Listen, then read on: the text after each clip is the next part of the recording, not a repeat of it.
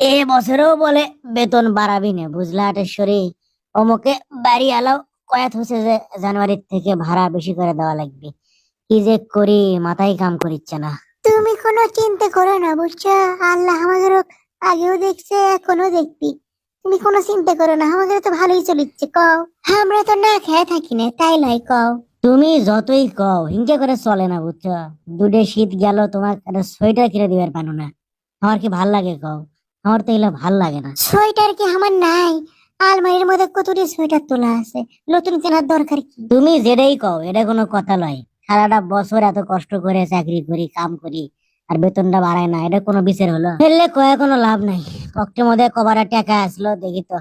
মনে করো মাসের খরচপাতি করে, মনে করো যে কয় টাকা আছে কিতে বাড়ি ভাড়া আর এটা ওটা পৃথিবী আমার শেষ হয়ে যাবে।